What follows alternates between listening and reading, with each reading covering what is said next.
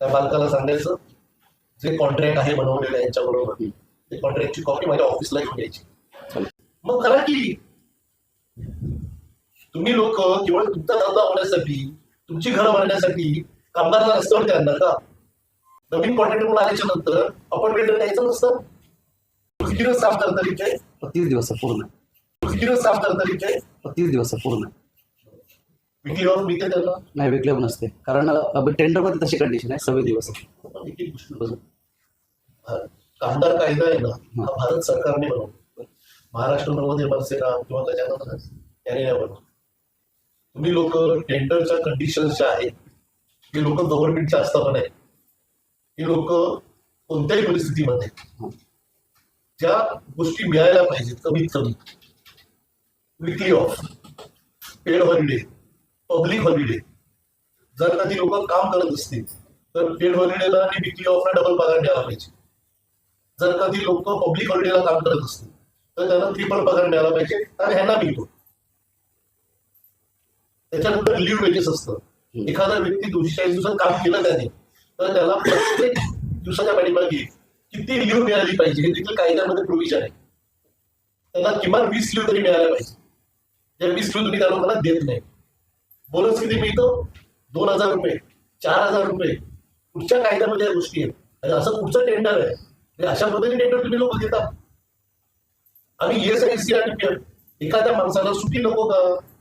आज हे chief medical officer आहे, यांना विकली ऑफ नसेल का? तुम्हाला विकली ऑफ जर कामगार हवे असतील तर कामगार कामावरती यायला तयार आहे, पण त्यांना डबल पेमेंट द्यायला पाहिजे. पेड हॉलिडेचा गेम तुला माहिती नाही का? नाही माहिती? आहे माहिती. मग करा की तुम्ही लोक केवळ तुमचा धंदा होण्यासाठी तुमची घरं भरण्यासाठी कामगारांना रस्त्यावरती आणणार का? या लोकांची ग्रॅच्युटी आहे. कोण क्लेम करतं ग्रॅच्युटी? तुम्ही लोक करता क्लेम? आपला आता 1.5 वर्ष झाला आपल्याला कॉन्ट्रॅक्ट चालू. असं नसतं.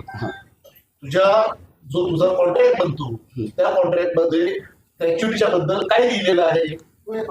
इकडे काम करणारे कामगार 14 वर्ष काम करतात, काही लोक 7 वर्ष काम करतात. उद्या समज एखाद्या कामगारांना नोकरी सोडून द्यायचंय, त्याला दुसरी कुठे चांगली ऑपॉर्च्युनिटी मिळाली, तो त्या ठिकाणी नोकरीसाठी गेला. तो नोकरीसाठी गेल्याच्या नंतर त्याला ग्रॅच्युटी द्यायला नको का? एखादा कामगार उद्या रिटायरमेंटला आला, तो रिटायर झाला, त्याला ग्रॅच्युटी मिळायला नको का? मिळाली पाहिजे ना. आपण आपल्या फायद्यासाठी काही करायचं का? तुझं जर कॉन्ट्रॅक्ट काही असेल कॉन्ट्रॅक्ट करून दाखव मला. कॉन्ट्रॅक्ट मध्ये या गोष्टी असणं शक्यच नाही.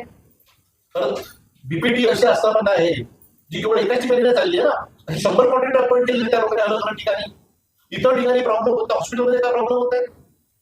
तुम्ही एक्सपेक्ट करता 30 दिवस काम करावं, कामगार नक्की 30 दिवस काम करतील, काय म्हणणार नाही, पण डबल पेमेंट तर द्या.